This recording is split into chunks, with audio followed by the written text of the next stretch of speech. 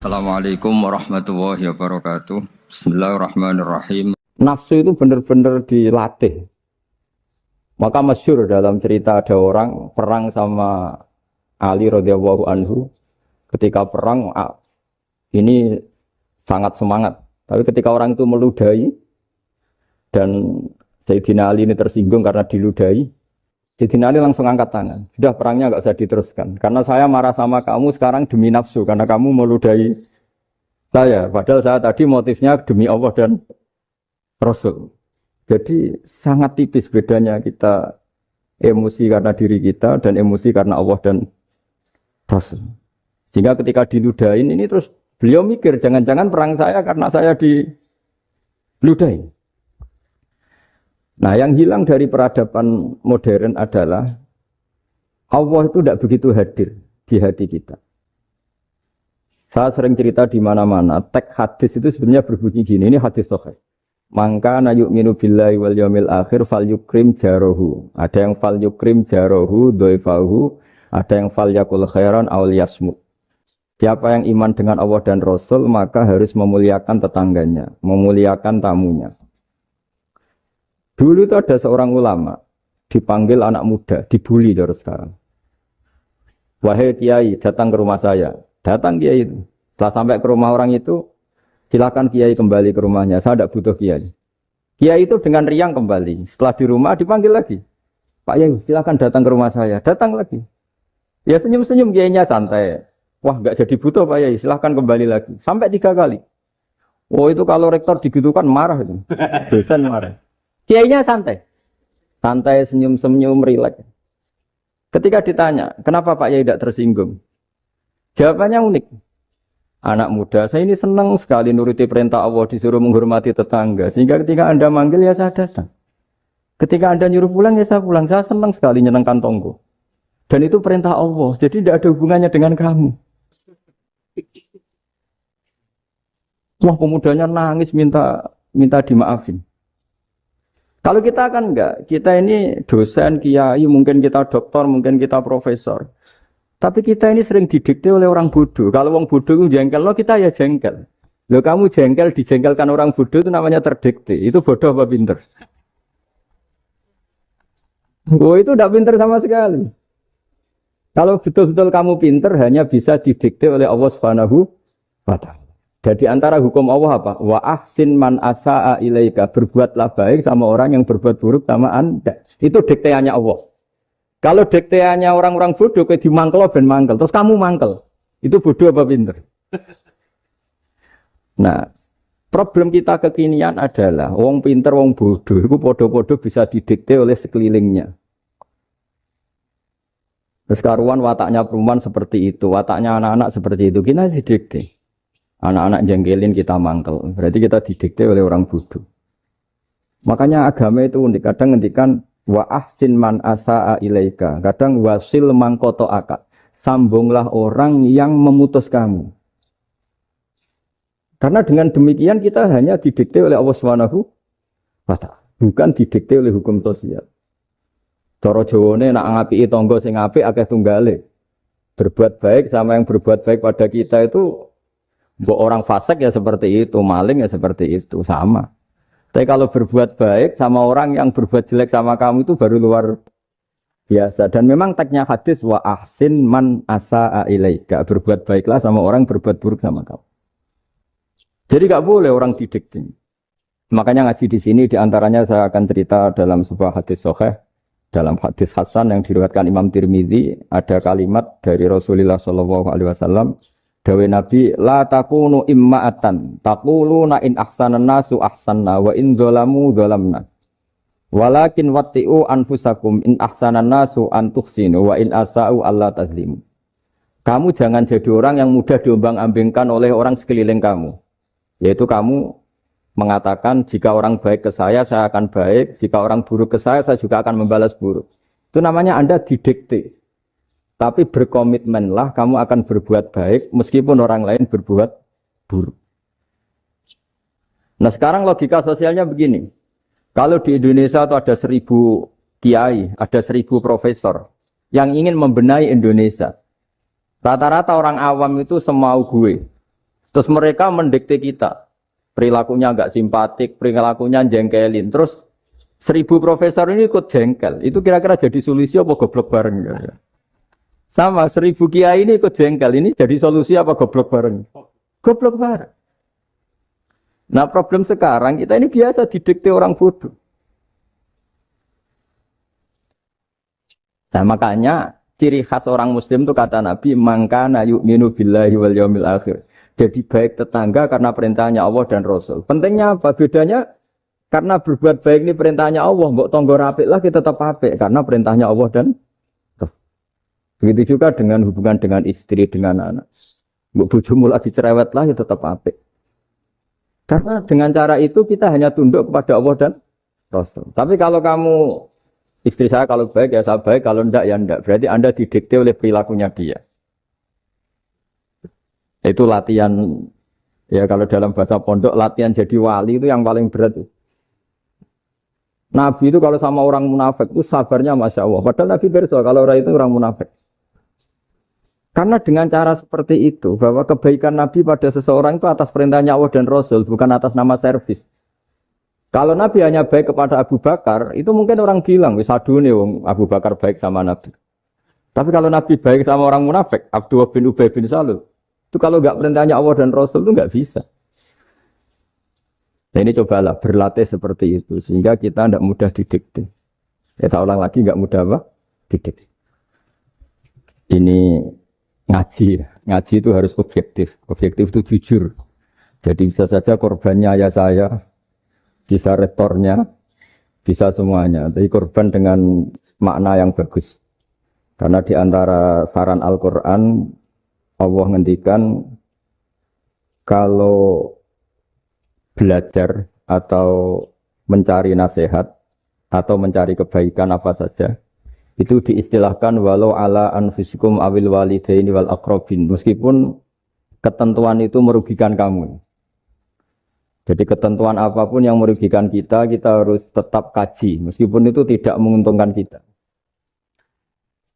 Karena banyak problem, mulai dulu sebenarnya problem itu.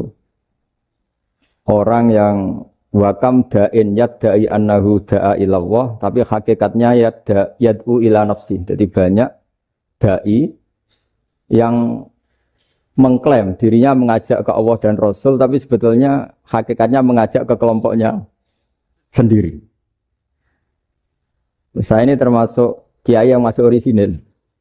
Artinya orisinil gini, suatu saat atau kapan saja saya kok sudah tidak laku jadi kiai, asal Islam jalan tetap senang, karena nggak penting yang populer saya apa enggak itu tidak penting, yang penting agama ini tetap jalan. Sama, negara ini harus jalan siapapun presidennya. Nah ini penting saya utarakan karena perbedaan antara nafsu dan komitmen beragama itu tipis sekali. Sehingga dulu pernah ada cerita ini bukti keadilan Rasulullah SAW. Nah suatu saat Nabi itu ngaji, yang ngaji seperti ini. Terus ada pemuda dengan cueknya ngelewati masjid yang sedang dipakai Nabi ngaji. Sehingga cerita semuanya ngomel ya, bergumam. Celaka betul pemuda itu, ada Nabi ngaji kok tidak ikut ya. Tapi Nabi secara besar hati ngendikan, ini ada di beberapa kitab di Fadhailul Kasbi, keutamaan kerja. Kata Nabi, pemuda itu mau mencangkul di lahannya. Jika dia mencari nafkah untuk keluarganya, untuk kebaikannya, maka itu bagian dari ajaranku. Jadi Nabi berbesar hati bahwa kerja seperti itu bagian dari ajarannya. Jadi tidak harus datang ke majelis ngaji. Dan bisa saja yang sedang hadir itu ya, orang yang hindari istrinya minta belanja, dari ngaji terus benar dituntut belanja kan gitu. Mungkin anak-anak UMM yang kesini daripada tengok-tengok yang Malang bosan jalan-jalan ke rumah. Nah, tapi nggak mesti benar juga niatnya gitu. Nah kemudian yang perlu dicatat, kenapa kita menjadi enjoy dengan Islam? Islam itu adalah agama yang tidak didikte oleh materi. Jadi kalau Anda ingin makan enak, mungkin kalau pikiran kebanyakan orang, anak-anak muda yang milenial, yang gaul, ingin makan enak ya makan yang disukai. Misalnya sate atau bakso Malang atau apa. Kalau orang-orang yang jadi wali gak gitu cara berpikir. Ini yang masih orisinil. Ditanya, ini dunia baru kesulitan makanan, baru resesi. Cara makan enak gimana? Jawabannya lucu. Ya gampang, idamuhu alju. Idam itu lauk. Kalau kamu ingin makan lauknya paling enak apa? Alju. Kamu harus lapar banget. Sampai kalau puasa itu melihat tempe itu wah luar biasa. Tapi kalau kamu nggak puasa, air putih itu nggak menantang. Tapi kalau puasa, tempe air putih itu menarik dan Anda tetap lahap. Apa? Karena lauk terbaik adalah alju, yaitu lapar. Lah tapi kita ini enggak, kita ini kayak orang bodoh. Kayak orang bodoh tadi, profesornya makan nyaman ya kalau sesuai selera. Nah itu kan sama dengan anak-anak ABG. Anak ABG itu makan lahap ya kalau yang disukai. Lalu bedanya apa ABG sama profesor? Kalau cara berpikir masih sama kan itu. Kiainya juga gitu, kiai makan enak kalau yang disukai, kalau enggak ada. Lalu bedanya apa kiai sama orang awam? Orang awam juga gitu, makan lahap ya kalau yang disukai. Nah ternyata perilaku kita ini yang pintar sama yang bodoh sama. Kalau kamu ingin berkasta lebih baik, itu cara makan enak itu apa? Idamuhu aljur. Lauk terbaik adalah karena kita sangat lapar. Makanya masyhur dalam cerita-cerita tarikh sirah nabawiyah. Nabi diberi hadiah, beberapa hadiah. Di antaranya ada yang diterima, ada yang enggak. Termasuk yang dikembalikan itu dokter. Ada seorang raja memberi hadiah Nabi dokter Tobit. Itu sama Nabi dikembalikan. Karena dokter ini sudah lama kumpul Nabi itu nggak pernah sakit. Akhirnya dokter ini putus asa, ini nggak perlu diobatin. Ketika ditanya, kenapa ya Rasulullah engkau tidak pernah sakit? Karena kita ini kaum, kita ini komunitas masyarakat yang tidak akan makan kecuali lapar. Dan kalau sudah makan, berhenti sebelum kenyang. Jadi sederhana sekali pengobatan zaman itu. Sebagian besar penyakit itu pasti disebabkan kita ceroboh dalam hal makan. Sudah ngerti kalau durian masalah, kalau makan durian itu enggak kehitung gitu. Apalagi kalau gratisan itu tambah banyak. Gitu. Pola tidur juga gitu, kata Nabi. Dan kita tidak tidur kalau tidak sangat ngantuk. Nah, itu namanya orang-orang soleh yang sudah ada didikte materi. Kalau yang didikte materi kan bisa tidur nyenyak kalau kasurnya enak, AC gini-gini. Sebenarnya enggak, tidur enak itu ya kalau sangat ngantuk. Mbok di gudang, mbok di bis, kalau sangat ngantuk ya semuanya ya enak. Sama, mbok lapar, mbok hanya tempe, tapi kalau sangat lapar itu ya enak. Nah ini ilmu yang mulai hilang, ilmu-ilmu yang mulai hilang. Nah ini pentingnya ngaji ya. Jadi akhirnya ulama-ulama Indonesia itu dipakai rujukan. Jadi mulai Mbah Hasyim, Mbah Ahmad Dahlan sampai era buyut-buyut itu masih orang alim. Lama-lama yang di Indonesia ini orang-orang yang bodoh. Sehingga orang Jawa kalau ke sana dibully, ya Jawa tak kulul khaya. Orang Jawa itu penggaweannya itu makan ular. Karena belut itu kalau di kamus itu persis ular. Dulu itu kan kamus tidak full color. Gara-gara gak full color, gambar belut sama ular itu sama. Belut itu belut sama ular kalau nggak full color gambarnya sama apa enggak? Sama. Terus orang Jawa itu kan masih banyak yang makan bajing tupai. Bajing kalau digambar tidak full color sama dengan tikus. Gambar yang tidak warna. Hitam putih. Sehingga kita ini dibully pemakan tikus dan pemakan ular. Karena belut itu persis ular kalau digambar yang tidak full. Sampai datang Syekhona Khalil, datang ulama. Ngarang kitab ya judulnya Al-Belut. Karena enggak terima bangsanya dinyek makan apa? Ular. Terus dikarang. Wal belut hayawanun bakhriyun terus ya isu fi kadza wa kadza. Itu beda dengan al-hayyah. Itu diterangkan. Mulai disandri. Terus sistem hotel juga gitu. Sampai tanyakan dalam sejarah dulu orang Sedayu ada namanya Syekh Mukhtar. Syekh Mukhtar bukan bikin rumah besar yang siapapun orang Indonesia haji itu nempat di sana. Nah ini yang menginspirasi akhirnya ada hotel. Dulu Syekh Mukhtar hanya menyediakan untuk hujat-hujat Indonesia. Lama-lama jadi hotel. Cara ibadah juga gitu. Kita ini kan, saya ini punya bapak kiai, mbah kiai. Punya guru yang sangat alim ya seorang kiai Kiai Maimun. Itu dulu kita pengkaji ilmu itu tidak pernah tahu bedanya NU dan Muhammadiyah. Karena dulu Mbah Darwis itu, Kiai Dahlan itu, dulu ngajinya bersama Mbah Hasim ketika di Indonesia yang ngaji Mbah Soleh Darat. Mbah Soleh Darat itu dulu ngajinya sama buyut saya ke-6, namanya Mbah Soleh Asnawi di Kudus.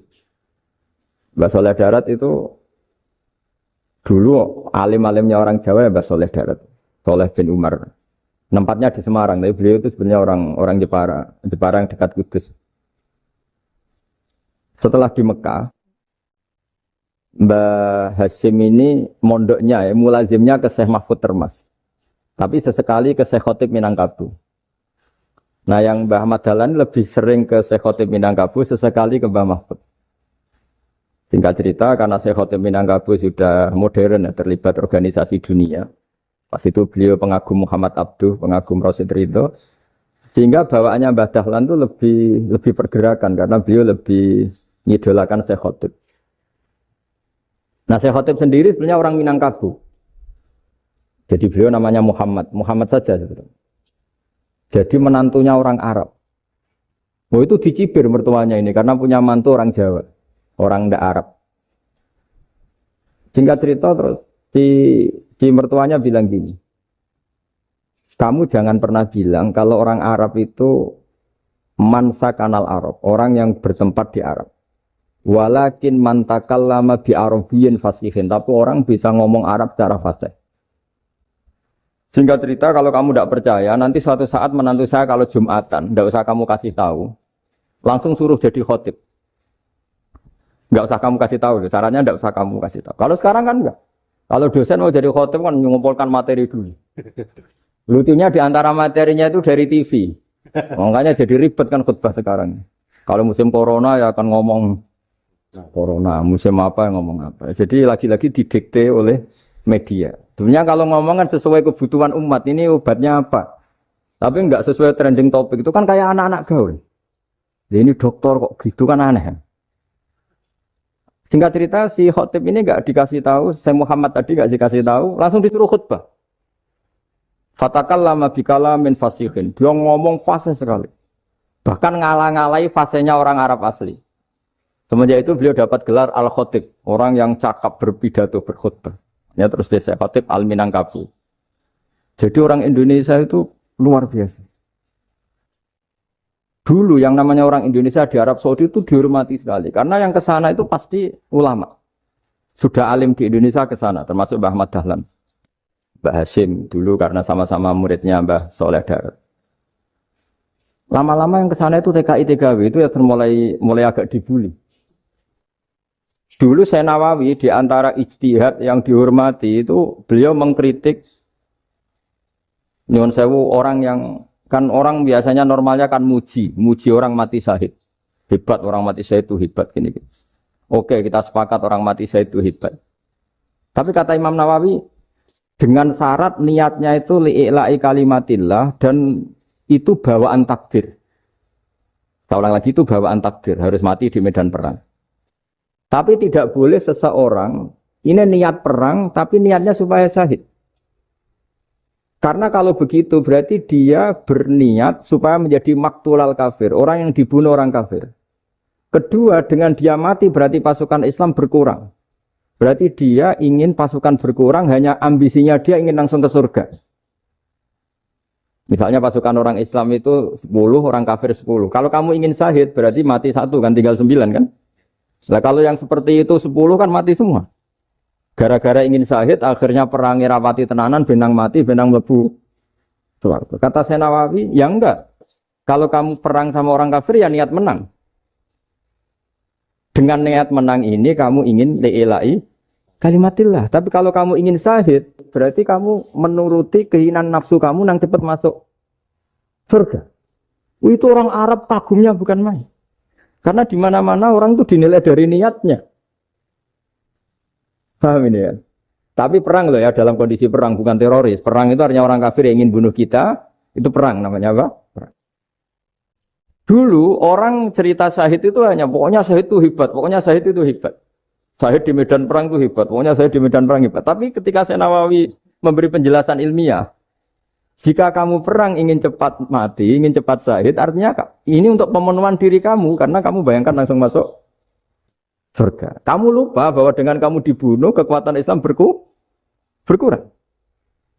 Akhirnya beliau memberi penjelasan. Syahid itu bagus, itu sebagai takdir. Hanya takdir itu kita perang yang ingin menang, tapi takdirnya mati. Jangan dibalik. Oleh perang rapati tenanan, benang mati, namun itu yang pertama, termasuk ulama yang pertama memberi penjelasan itu Syekh Nawawi. Akhirnya melahirkan kekaguman yang luar biasa dengan tafsir Munirnya itu. Terus beliau itu orang yang rileks kalau menjelaskan ilmu. Ini juga guru-gurunya Mbah Hasyim, Mbah Guru sama Mbah Hasyim, sama Mbah Ahmad Dahlan Syekh Nawawi. Jadi dulu yang alim di Arab itu ada Syekh Nawawi, ada Syekh Khotib Minangkabau, ada Syekh Bakir Jogja, ada Syekh Mahfud Termas. Itu orang Indonesia banyak sekali yang alim. Bahkan diantaranya yang dikagumi Al-Azhar itu juga orang Indonesia, nama Syekh Abdul Manan, itu mbahnya Syekh Mahfud Termas. Itu pertama ada duta besar Indonesia di Mesir, itu termasuk barokahnya Mbak Abdul Manan tadi, itu juga orang Indonesia. Jadi pemahaman ulama Indonesia itu khas, termasuk ketika memaknai apa? Syahid. Ketika memaknai apa? Syahid. Itu unik. Ketika Syekh Nawawi diuji dulu itu yang namanya ulama diuji dulu oleh 100 ulama. Jadi dulu ya ada kompetisi. Imam Bukhari diakui jadi ahli hadis itu diuji oleh mi'atu muhaddisin, 100 orang ahli hadis. Sanad dibolak-balik, matanya dibolak-balik, tapi beliau tetap bisa mengembalikan proporsi sanad itu. Syekh Nawawi pernah diuji gini. Ayul afdol al ulama awis salatin. Keren mana ulama sama raja atau sama orang-orang kaya, sama penguasa? Ya keren ulama. Dibully sama orang. Tapi setahu saya banyak ulama yang antri di rumahnya raja. Tapi saya tidak tahu melihat raja antri di rumahnya ulama. Kan kebanyakan kan mungkin ustadz atau kiai yang antri ngajukan proposal kan. Kan enggak. Nah kalau raja kan enggak pati itu. Malah enggak usah antri. Kiainya sudah nyambut sebelum datang. Jawabannya lucu Syekh Nawawi itu. Dan yang tanya itu langsung diem. Ya karena ulama itu tahu fungsinya uang. Sehingga cara nyari sampai seperti itu. Sementara raja-raja itu tidak tahu fungsinya ilmu. Makanya tidak pernah sowan ulama. Sehingga. Jadi ya dianggap enteng saja. Ulama kan tahu fungsinya uang. Tahu untuk pondok, tahu masjid. Sementara raja tidak tahu fungsinya ilmu.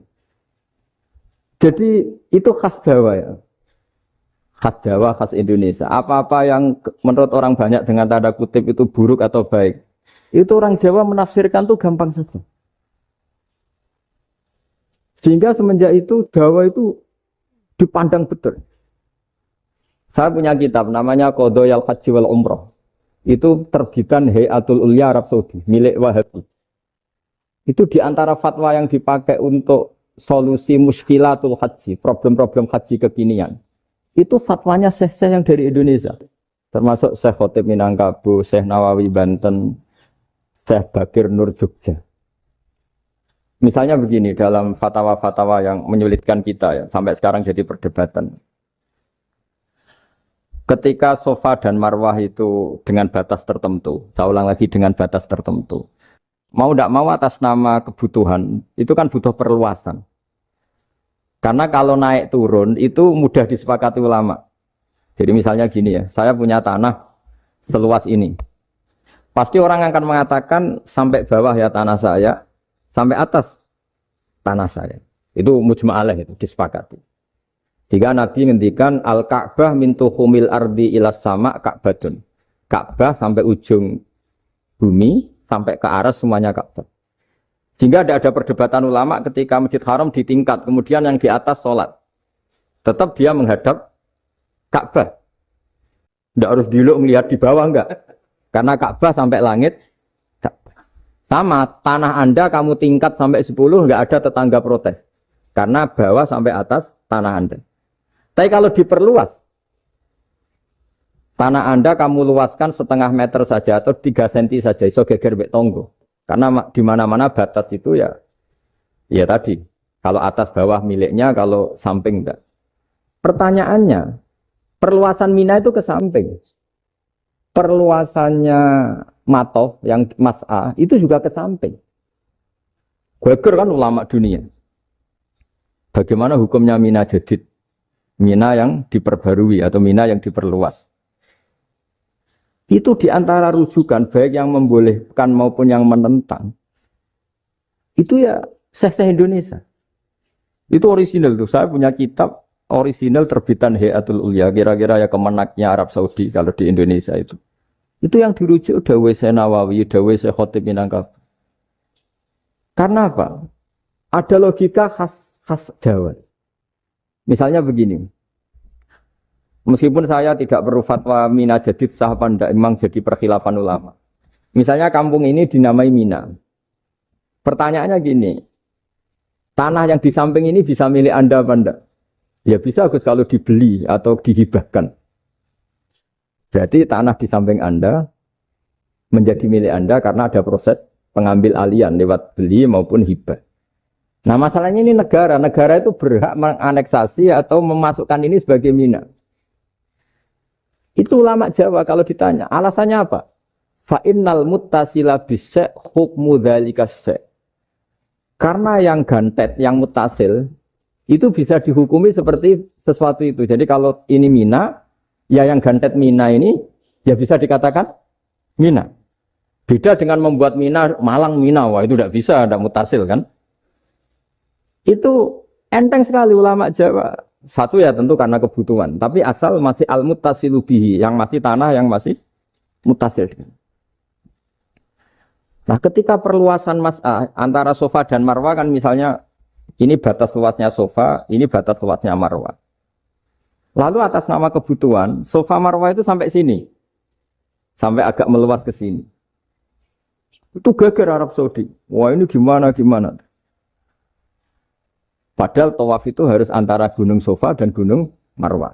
Sa'i itu ya. Tapi kalau istilah Quran memang tawaf sama-sama. Makanya apa? Inna sofal marwata min sa'airillah faman hajjal baita wa i'tamara fala junaha alaihi ayat tawafati. Nah, jadi kalau istilah sa'i di Quran itu masih tawaf. Karena harus ada, kalau bisa lah, bukan harus. Kalau bisa memang harus ada unsur muternya. Kita kalau sa'i kan dari sini Sofa sampai sini Marwah. Terus kan agak muter ke sini. Nah, kan agak membentuk lingkar, nah, makanya Quran tetap mengistilahkan apa? Tawaf.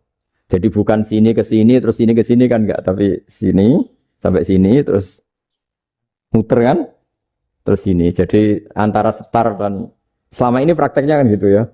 Sofa ngambil sini, terus ke sini, terus agak muter. Nah, karena ada unsur agak muter ini, terus orang menyebut apa? Tawaf. Tapi itu bukan syarat sah, ini cerita ideal. Saya ulang lagi ya. Gunung Sofa itu puncaknya atau pucuknya kalau dalam bahasa Jawa. Itu ya hanya segini, ini sampai sini. Nah, kelompok Islam yang fikih keras nggak boleh diperluas. Karena Allah memilih tempat ini itu spesial, jadi nggak boleh ke yang lain. Tapi ketika kebutuhan mendesak, mau tidak mau harus diperluas. Itu jawabnya Kiai Jawa lucu. Gunung sing ketok iku sing dhuwure tok. Sikilane luwih ombo. Berarti karena kan gunung kan bentuknya gini. Nah, sofa yang kecil itu yang atasnya, tapi sikilannya sini kakinya lebih luas. Jadi boleh perluasan asal tidak melebihi kakinya. Ya dihitung ya lebih luas. Jadi Kiai Jawa itu kayak wong delok gunung Penanggungan, kayak gunung Arjuna. Di mana-mana puncak gunung itu lebih kecil timbang kakinya. Artinya diperluas ini bukan berarti tidak di sofa dan tidak di itu khas Kiai Jawa. Jadi jangan kira orang Jawa itu udah hebat sekali. Termasuk perkembangan hotel di Arab Saudi. Itu dulu sebelum ada hotel. Buyut saya kelima atau keenam dulu haji namanya Badur Rahman. Itu kalau mau ingin apa ya? Menghindari terik matahari itu masuk gua. Itu masuk gua itu hanya separuh badan, kakinya di luar. Jadi jangan bayangkan kalau gua di Indonesia kayak gua Akbar di Tuban orang bisa masuk jalan-jalan, enggak. Gua di Arab itu kayak cepitan batu tidak sampai masuk. Sehingga kepalanya dimasukkan, kakinya masih kena matahari. saking panasnya Arab Saudi. Sehingga dalam bayangan hijrah ketika Nabi bersembunyi di gua apa?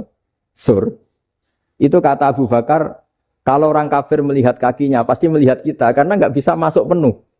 Jadi orang itu mau dempes tok. Sehingga ya kira-kira luasnya gua paling segini. Makanya guyonannya kiai-kiai itu untung nggak kayak gua Indonesia. Kalau kayak gua Indonesia laba-labanya capek karena luas kan. Jadi jangan bayangkan gua Arab tuh kayak gua Indonesia. Makanya bayangannya, andai kan orang itu melihat ke bawah, pasti melihat kita. Karena orangnya tidak bisa masuk penuh. Nggak bisa masuk 100%. Ya kayak cepitan batu lah mirip. Itu kan mirip Gunung Uhud. Gunung Uhud, kata Rasulullah, nanti kalau kamu perang, itu di atas. Menang atau kalah di atas. Musuh biar di bawah. Dengan di atas kamu bisa mana? Jangan bayangkan kayak Gunung Merapi, kayak Gunung Penanggungan. Lah kalau Gunung Penanggungan mana ke bawah yang layang kan? Jadi gunung di Arab itu kayak bukit. Ya sampean pernah kan ke Uhud itu ya sama ini aja tinggi ini kan? Nah ini yang mulai ada mis. Makanya nerjemah itu susah di Indonesia. Karena jabal itu udah harus tinggi. Kalau tinggi nggak bisa mana dari atas ke bawah kan nggak ngefek kan? Sampean kalau ke Uhud gunungnya pendek sekali sehingga yang mana dari atas ke bawah ya kalau kena musuh ya celaka karena memang dekat. Ya kalau gunung Indonesia mana dari atas ke bawah yang layang nggak ngefek. Nah itu susahnya nerjemah bahasa Arab ke kita. Jadi apa ya? Transkrip itu nggak gampang karena ada pengertian yang beda. Kita kalau bilang gunung itu tinggi sekali. Sampai banyak mahasiswa tersesat ya saking tingginya. Kalau orang naik Uhud gak akan tersesat, wong ketok dari bawah itu. Nggak mau saya mau cerita. Kata Mbah Mun sering cerita. Kenapa wa ma arsalnaka illa rahmatan lil alamin, kata Mbah Mun. Allah itu pasti bikin ulama yang tidak produk Arab itu pasti ada. Kalau orang Arab jadi ulama wajar, bahasanya Arab, domisilinya di Arab. Tapi Allah akan selalu bikin ulama yang tidak bangsa Arab. Imam Ghazali itu Tus itu Persia. Imam Bukhari itu kira-kira kalau sekarang ikut Uzbek. Ya, Imam Bukhari itu kalau negara sekarang ikut mana? Uzbek. Kenapa demikian kata Mbah Mun? Karena Allah sudah ngendikan wa ma arsalnaka illa kafatan linnas. Manusia semua ini kena khitabnya Islam. Kalau tidak ada ulama yang dari berbagai negara, kesannya Islam itu hanya milik orang Arab Saudi. Makanya Allah selalu bikin ulama-ulama yang bahkan tidak Arab. Termasuk Imamul Muhaddisin, yaitu Imam Bukhari, itu orang Uzbek. Orang Rusia lah kalau sekarang ikut Uni Soviet dulu. Imam Ghazali itu orang Persia. Syekh Nawawi itu orang Banten. Karena Allah ingin memaklumatkan bahwa Islam ini untuk semua. Sehingga orang yang tidak Arab pun bisa belajar Islam. Yang alimnya itu nggak kalah sama orang apa? Arab. Makanya ini PR ya. Kalau Gus Dah Ploso nanti ngendikan suatu saat orang belajar Islam itu bahkan orang Arab pun bisa belajar ke Indonesia. Kalau orang Indonesia bisa alim betul kayak dulu. Sekarang banyak liga antar ulama. Itu orang Indonesia pasti masuk. Ulama-ulama top dunia itu pasti orang Indonesia banyak yang masuk. Karena tadi ketika orang Indonesia baca kitab, itu orang Arab itu kagum, kok bisa tidak bahasanya baca secara benar. Bukan sekadar bisa baca secara benar. Karena memang dilatih sedemikian rupa di pondok-pondok. Makanya kita semua lah, yang alim di Indonesia itu kemana-mana ya pasti alim. Dulu putra Mbah Mun namanya Gus Zofur itu tahun pertama ya sudah the best di tahun pertama. Kalau tahun pertama the best-nya ilmunya bawaan dari sarang, dari keluarganya. Gus Najim mondok di Said Muhammad tahun pertama sudah dipuji sebagai yang teralim karena ya sanggup. Kalau dipujinya tahun ketiga, tahun keempat kan mungkin dapat dari sana. Ini tahun pertama. Saya ulang lagi tahun. Karena pengajaran di Indonesia itu luar biasa di pondok-pondok. Makanya kalau dalam anekdot pondok itu cerita-cerita lucu itu. Ada orang Jakarta ngaji, setelah di kelas itu pelengahan terus. Melihat jendela, lihat pintu terus. Lama-lama gurunya marah. Kamu diajarin kok ndak punya sopan. Melihat pintu terus gak memperhatikan guru. Ya. Anak Betawinya jamnya lucu. Habis Pak Guru bohong. Kenapa ya? Kamu Pak Guru bilang Ja'a Zaidun, Zaid datang. Tak lihat gak ada yang datang. Setelah itu contoh nasab kan Ro'a itu Zaidan. Saya melihat Zaid. Saya gak melihat Zaid. Contoh ketiga yang jer kan Maror itu Zaidin. Saya berjalan ketemu Zaid. Pak Guru diam di situ gak jalan-jalan. Jadi saking detailnya Indonesia dia cari. Kalau rofa Ja'a Zaidun. Kalau nasab ro'a itu Zaidan. Kalau jar maror itu Zaidin. Nah si murid Betawi ini karena pertama sekolah. Ngiranya gurunya itu cerita. Zaid datang. Makanya dia lihat pintu terus. Mana katanya datang kok tidak datang-datang. Nah dengan latihan seperti itu. Kemungkinan orang Indonesia salah itu kecil. Karena memang dilatih betul. Saya ulang lagi karena memang dilatih betul. Sehingga ketika orang Indonesia ini yang cerita seorang wartawan. Ini kisah nyata. Kali ini tidak anekdot, kisah nyata. Ada wartawan internasional ngeliput Ramlah. Ramlah itu di Gaza, di Palestina. Wartawan Indonesia ini hanya bisa bahasa Inggris. Dijak ngomong bahasa Arab. Terus dia bilang saya tidak bisa. Saya tidak bisa, saya bisanya ngomong Inggris. Tapi apa yang terjadi setelah sholat, si Indonesia ini jadi imam, pakai sholat jariah lagi. Baca bismillah benar, bismillah hijar karena mudhof ilaih. Terus ketika iktidal ya benar, Rabbana lakal hamdu mil'us samawati wa mil'ul ardi benar. Ketika tahiyat ya benar, at-tahiyatul mubarakatuh sholawat. Sama orang Arab ini diagumi. Orang Arab kalau senang orang itu dicium. Kamu tawaduk, sebenarnya kamu itu ahli bahasa Arab. Karena orang Indonesia sekali sholat, itu nggak ada yang salah. Meskipun benarnya karena hafalan, tapi bagi yang ahli nahwu, itu hebat. Misalnya kita kalau ngapalkan kan, Bismillahi, Bismijar karena ba, Allah hijar karena mudhof ilaih, Ar-Rahman hijar karena sifat, Ar-Rahimi karena sifat. Alhamdu rofa karena mubtada, Lillahi jar karena ada huruf jarli, Robbi jar karena sifat. Sebetulnya tidak karena pinter, tapi karena hafalan. Tapi orang Indonesia hebatnya itu benar terus. Rabbana lakal hamdu. Ya kan, alhamdu rofa. Terus mil'us samawati ya rofa karena sifat. Sehingga terus orang Indonesia kalau sholat di Timur Tengah, itu dipuji. Karena makhrajnya ya benar, rofa nasabnya juga benar. Nah itu di negara lain tidak ada yang kayak Indonesia.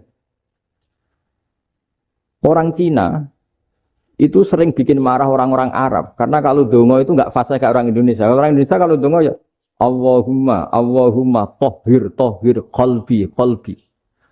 Orang Cina ini yang jadi guyon di Arab. Allahumma tahir kalbi. Itu kan bedanya aja. Itu orang Arab pertama membiarin. Lama-lama kalbun entak gitu. Maksudnya asu-asumu gitu. Karena dia bilangnya qaf itu kaf. Jadi kalau Allahumma Allah tohir, kalau aturi nyucekno panjenengan kalbi ing asu ingsun kan. Tapi kalau qalbi itu ati ingsun, tapi kalau kalbi anjing ingsun. Bedanya qaf sama kaf. Ada orang-orangnya kalbun entak. Asu-asumu maksudnya kan. Tapi padahal orang Cina itu bareng dilihat tagnya ya pakai qaf. Orang Indonesia enggak, mulai kecil dilatih, sak fase-fase. Sampai yo sulit betul latihan Fatihah itu. Kalau di Kudus malah sampai 3 bulan Fatihah itu. Sampai at-tahiyyatu, kurang bersih. At-tahiyyatu sampai ada cerita itu orang dipanggil maftuhin itu enggak melengak, harus maftuhin. Baru melengak. Tapi barokahnya itu, orang Indonesia kalau dongo memang benar-benar Allahumma tohir qalbi. Ya Allah sucikan hati kami, bukan tahir kalbi. Karena sekali jadi kaf itu maknanya anjing saya. Ya Allah sucikan anjing. Jadi ini orang Indonesia. Jadi kata Mbah Mun, Dawe Mbah Mun, illaka fatal linnas, bahwa agama ini milik semuanya. Itu di antara bukti Allah menghendaki atau mendesain Islam seperti ini, orang yang belajar di Indonesia itu pengetahuannya Islam, pengetahuannya tentang Islam itu tidak kalah sama yang belajar di Al-Azhar, sama yang belajar di Arab Saudi. Makanya ini PR-nya UMM, PR-nya IAIN, PR-nya UIN. Bisa enggak sealim mereka dalam bahasa Arab? Nah, bahasa Arabnya mau man anta, ana zaidun. Jangan sampai, karena kita di sana ini kadang dibully. Orang Arab tuh kalau bully kita, sampai tak kasih cerita. Itu ngawurnya Masya Allah. Kata dia, ada anak orang Indonesia haji. Si anaknya orang Indonesia yang dijotos sama anaknya orang Arab. Dijotos, dipukul. Singkat cerita terus si orang Indonesia enggak terima, anaknya yang orang Arab dipukul. Yang balas bapaknya. Orang Arab tanya, lima ada dorobta ibni, kenapa kamu mukul anak saya? Itu orang Indonesia bahasa, wah anakku tidak. Jadi hanya bilang gitu. Artinya anak saya dihada ya maka tak ada. Arabnya gitu. Anak saya dipukul maka saya balas mukul. Itu orang Arab mantuk oh gitu. Paham? Terus ini kalau mulai saking penjelasan kias Ali. Kias Ali itu analogi kias ya, analog terus tenggene ilmu usul fikih itu ada kias itu kan kias aulawi dari bawah dikiaskan ke yang lebih apa? Atas. Ada kias setara namanya kias musawah setara. Ada kias fahwal khitab, maknanya ya orang pasti sadar kalau maknanya seperti itu. Sampean saya kira beda. Jawab mau biasa mau. Budaya pantas, pinter pantas jawab. Kalau bolak-balik ngaji menerangkan. Kita ini hidup itu menjadi tahu apa malah menjadi tidak tahu gara-gara hidup. Nah, aku mari ke goblok sih, ora oleh. Gara-gara hidup menjadi tahu. Yo, rasa bener gara-gara hidup menjadi tidak tahu. Itu goblok itu sebabnya apa? Sebab tahu apa sebab tidak tahu? Wes gak polling gak apa-apa. Ayo 02 sik sebab tahu. Ini yang syukuran. Tahu. Hidup itu menjadi tahu menjadi tidak tahu. Oke, Mas. 01 ya. Oh. Menjadi tahu. Nah, tengah-tengah. Wong loro padha ora jelas ya, cara kowe. Ndak tahu. Berarti menang 0 piro. Biasa. Tawari ilmu hakikat ya. Jadi awal syaratnya jadi wali. Meskipun jadi wali ku yo angel tapi tak warai mukadimah ya napa. Jadi nak bar iki urung wali cek apa? Mukadimah.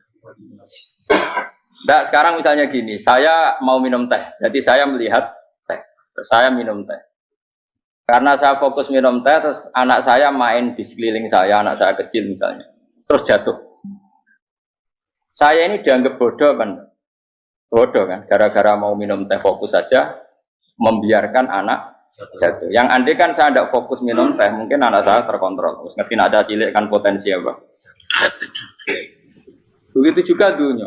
Gara-gara delok babunan ayu-ayu, delok gemerlapi dunia politik, delok hal-hal yang enggak penting, akhirnya melupakan hal yang penting.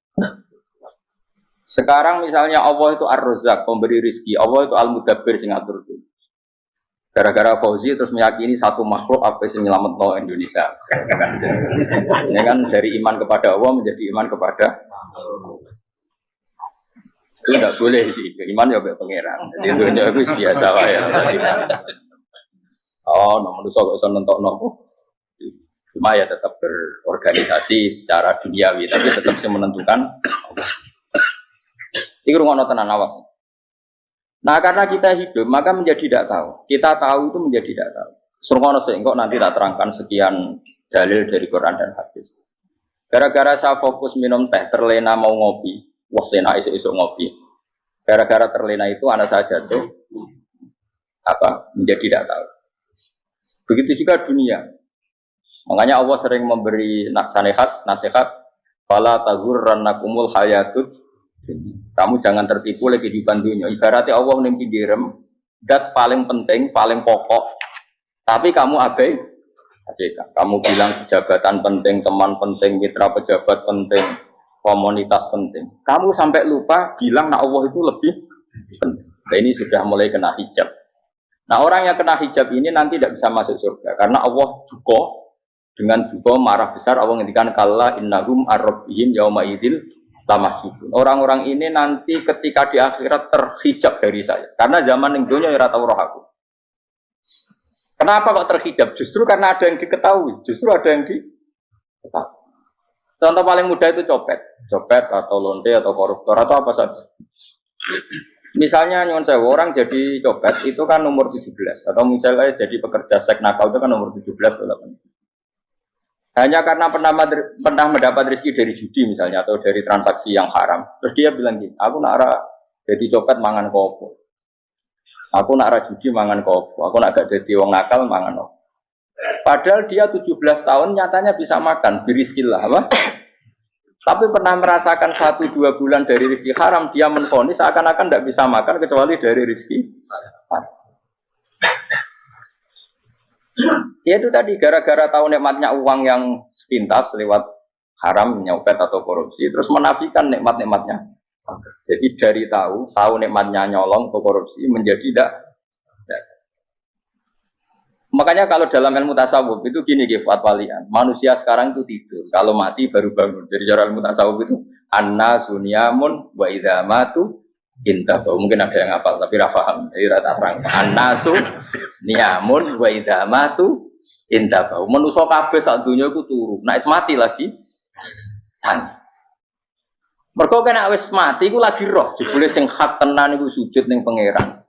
Sing hak tenan iku subhanallah walhamdulillah. Lillah sing hak tenan iku muni Allahu Akbar. Kae zaman ning donya dintekno kowe ngomong nu Amerika super power. Kenal presiden penting, kenal menteri penting, kenal kiai gede penting. Iku mbok entekno. Barang-barang sing cara akhirat gak mendesak mbok entek. Wong nak ramangan mati, nak ra duwe gaji sumpek. Pensiun sumpek. Hal-hal nanti setelah di akhirat kamu hanya tahu satu kalimatul haq, yaitu kenangan terbaik kamu di dunia itu sujud. Jika kamu getun ketika hidup tidak pernah sujud. Makanya kata Rasulullah nanti kamu tahu ketika di akhirat hatta takuna sajdatul wahidatu khairan minad dunya wa ma fiha. Sehingga kamu nanti tahu bahwa sujud satu kali itu lebih baik ketimbang dunia dan sisi. Karena ternyata setelah kamu di akhirat yang layak jadi poin kamu hidup di dunia itu hanya apa? Sujud. Nah, yang dunia kan WA penting, HP terbaru penting, babonan penting, mutra penting, ngomong terus berjuta-juta kalimat. Hanya karena kamu hidup. Tahu saya mati, kau ngerti, kau kabeh dak. Maka ilmu kamu itu setelah mati, lagi ilmu terlambat. Nah, pas ilmu mau terlambat itu Allah duka. Kalla apa alhaqumut takahtur hatta zurtumul qabir kalla saufa ta'lamun summa kalla. Terus kala lau ta'lamuna ilmal yakin la tarawunnal jahim. Pas kowe ilmumu wis bener. Gusti ternyata penting sujud teng jenengan, ternyata penting jenengan Allah. Pas roh pas waya mlebu neraka, kok wis kecewa. Ya saiki tapi waya mlebu neraka, roh wis terlambat. Lane tak warai saiki bener roh pas waya mlebu neraka. Kok nak roh terlambat, pas roh waya mlebu. Sehingga ketika Allah melehno wong kafir, melehno itu mencibir orang kafir. Kata Allah begini. Ini mungkin yang hafal Quran bisa dicek lagi. Fakashafna angka fito akafa basarukal yauma hadid. Jadi kata Allah ngomentari orang kafir ketika di akhirat, laqad kunta fi ghaflatin min hadza. Kamu lupa kan kalau ada akhirat seperti ini kata Allah. Fakashafna angka fito aka. Sekarang kamu saya kasaf, saya buka semua fakta. Fa basarukal yauma hadid. Sekarang pandangan kamu tajam. Dulu di dunia bilang misalnya seks penting, dugem penting, narkoba penting, maksiat penting. Kalau enggak gitu saya pusing. Nanti di akhirat semua ini jadi problem. Artinya apa? Gara-gara di dunia melihat gemerlapnya dunia, dia menjadi tidak tahu pentingnya Allah, tidak tahu pentingnya akhirat. Maka dengan hidup malah menjadi tidak tahu. Maka untuk menjadi tidak tahu itu sebabnya dua. Makanya polling 01 dan 02 sama benarnya tadi. Gara-gara tahu yang menjadi tidak tahu, gara-gara tidak tahu yang menjadi tidak tahu. Tadi misalnya kamu fokus ya, misalnya rukin jelalatan untuk cawe itu, fokus untuk cawe itu, gak Allah waktu ngarepe kejengkang, kesandung. Berarti gara-gara melihat menjadi tidak tahu.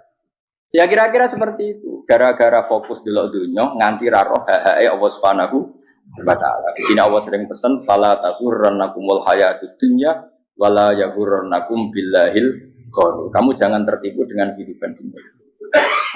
Makanya saya itu orang yang paling fanatik sujud. Soalnya kalau suwun jenengan sing sujud. Mau usah sujud sholat 5 waktu lah nikmati. Karena sekali kamu terbiasa mensifati dunia ini penting, nanti kamu akan lupa mensifati akhirat itu penting. Dan itu awal kamu tergelincir dari ansawa isabil, dari jalan yang benar.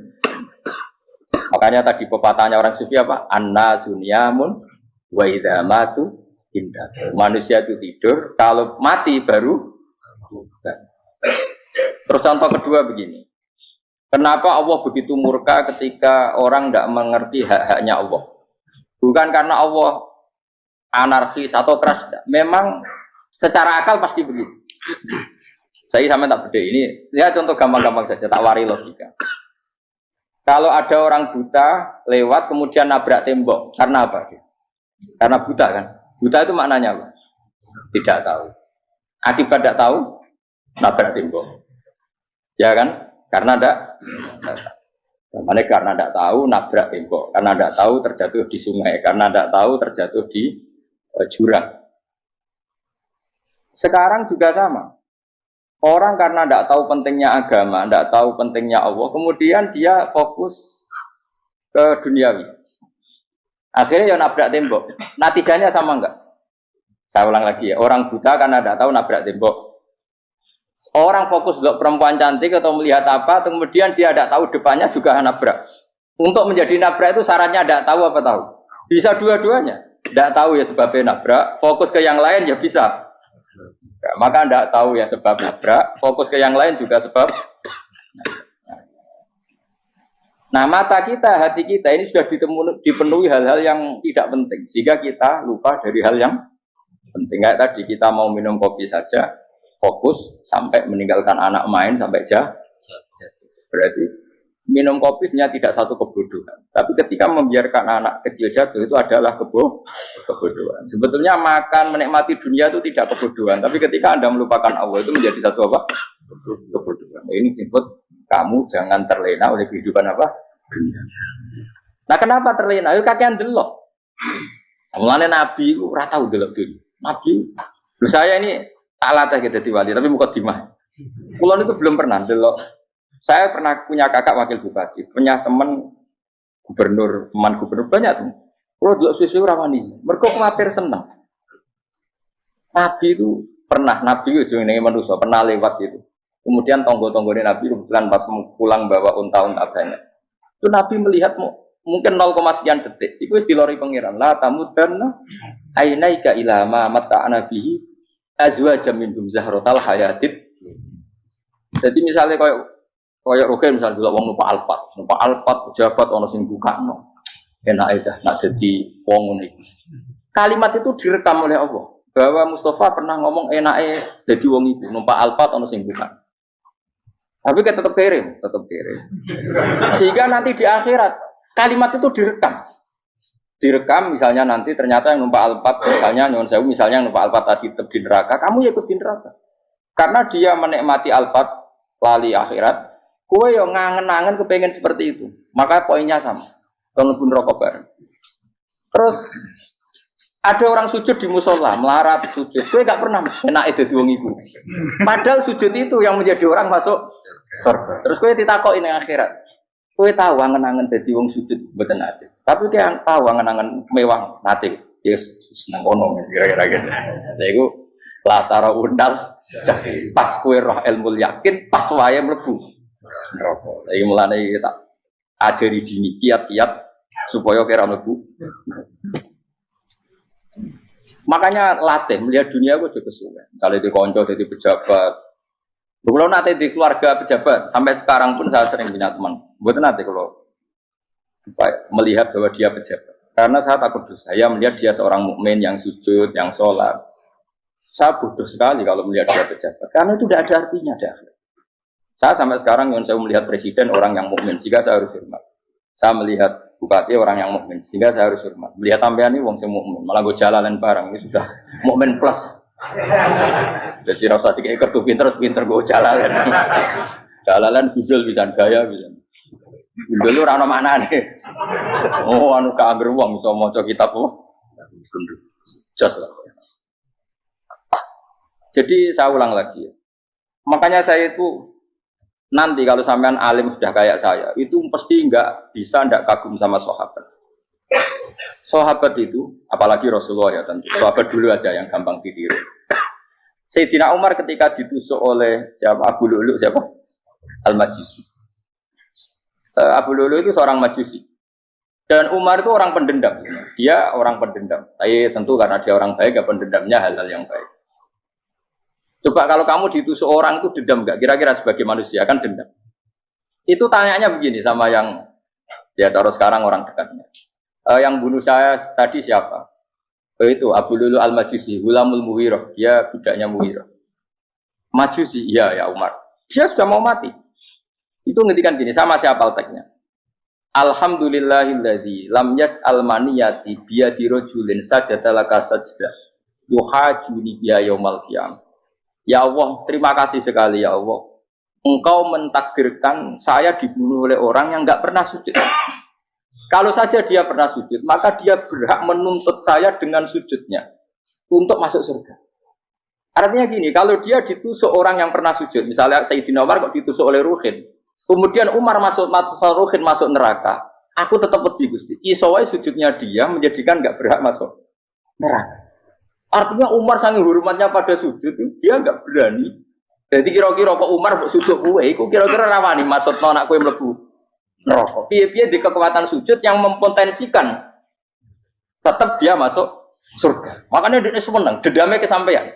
Syukur lah, nak sing mateni aku ora tau sujud. Jadi tak patut nang neraka langsung gludeng ngene kira-kira gitu. Saking hormatnya ambek sing jenenge sujud. Tapi kita sekarang enggak. Rawong ning musala sujud, ya jeneng wong nganggur. Otak kita ini sudah PKI lah kamu.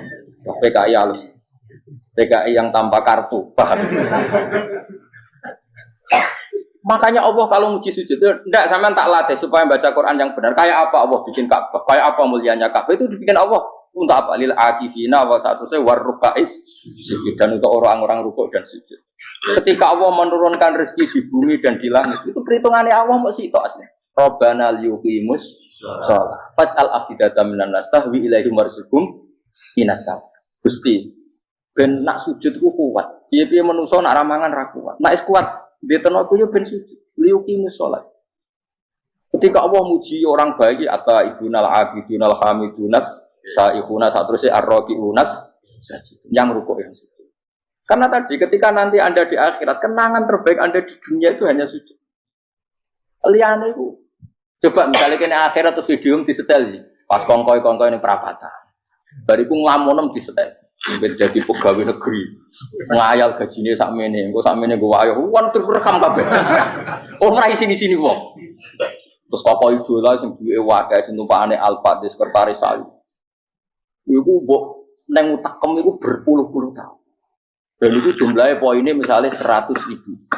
Bareng idol anu Kanjeng Nabi mau 10%, cuma gayanya mau sholawat. Tapi sebetulnya agak tahu bayang no ini miskinan Mbak Amit nih miskinan. Gayanya mau sholawat, aku pakai orang tahu pengen melarat loh. Yes. Itu direkam. Makanya dari Habib-Habib sing alim-alim ini, almarhum aman ahabba hada targhib wa tarhib. Kita ini kan sering dimotivasi mubalik. Mubalik itu kan saya naik dewi nak, pokoknya seneng Nabi Suwargo. Dari Habib-Habib sing alim nak ngritik, masalahnya dewe mu almarhum aman ahabba, wong dibarno wong sing diseneng. Apa kamu bisa menjamin seneng Nabi saudure seneng wong-wong itu? Jangan-jangan kita lebih berkeinginan seperti orang tertentu yang kaya raya, yang terkenal, yang hebat. Meskipun kue oleh sana muni seneng Kanjeng Nabi. Jangan-jangan status cinta kita terbukti ke orang itu. Iya, toh misalnya gambarnya pasang neng kamar, puas, partai, uang, kuasa. Terus kue nyumbang masjid nyuwun sewu mau 50.000, tapi bareng nyumbang untuk kemenangan orang itu 10 juta. Nyebut uang itu satu hari 100 kali, nyebut Nabi bedak sholat. Warung dihitung, dipoling mbak malaikat. Disurvey buat dipoling orang pokoknya. Dengan cara begini status senangnya orang ini ke siapa? Ya, ono pengajian sholawatan nyumbang 50.000, nanggo pemenangan. Tapi sudah. diundang hayya ala sholah mlaku ngenteni komat. Tapi nak diundang acara kampanye teko ngarep sedurunge 2 jam. Dari sekian di polling, terus kadar cintamu ke siapa coba? Dari sekian indikator misal cara polling. Jangan-jangan diputuskan lebih seneng ke itu. Ya sudah almarhum aman. Apa? Makanya kata orang-orang alim almarhum apa? Orang itu terserah disenangi. Masalahnya kita tidak ada jaminan lebih seneng Nabi. Ya ora ono jaminan ya saya aman misalnya. Hitung dhewe-dhewe ora usah meneng terus kok wedi dosa wis kadung dosa iku wis kadung. Makanya Sufyan Ats-Tsauri itu dadi wali ku mangsa mergo ibadah akeh mboten. Sufyan Ats-Tsauri gurunya Imam Syafi'i dadi wali ku sederhana. Sama tak ceritane orang-orang jadi wali dengan cara yang sederhana. Tapi kan niru copy paste ya, artinya ora apa ya KW lah. Kalau niru gak apa-apa tapi KW kebaikan. Sufyan Ats-Tsauri itu ditanya, "Kenapa kamu sedekat itu sama Allah dan Anda keramat?" Jadi resepnya begini, Dok. Saya itu belum pernah ke masjid nunggu adzan. Paling gak setengah jam, 1 jam sebelum adzan itu saya sudah ada ke masjid. Ditanya, "Kenapa begitu?" Ketoke kok kawula sing elek, moroe ngenteni diceluk. Terus ngerti nak wayahe yak ngono kok Allah nyeluk. Misale saya punya cah dalem atau saya punya karyawan, tiap jam 8 itu buka toko. Nah, bayangno itu sih. Saya punya karyawan tiap jam 8 tugasnya buka. Selalu buka tokonya ngenteni tak panggil. Rohen, toko buka. Siap. Tapi besok yang ngono lagi, wis jam 8 buka. Siap. Tiap hari gitu, kira-kira ngedarani karwaniku goblok apa sopan? Kira-kira gak jawab ya? Goblok kritik gak usah gitu. Nah, Sufyan Ats-Tsauri tidak mau gitu. Wong wis ngerti nek Allah ya mono wayahe manggil. Dadi ya kerja malu wis ning kono. Dadi nek Allah ayala salam pun Gusti. Ayala salam pun teng mriki. Iku sudah dadi wali. Oh, iku saya buat tiru tapi kawin. Gak masalah, tapi ini kan resep, no? Lu mangkel lo gak kira-kira.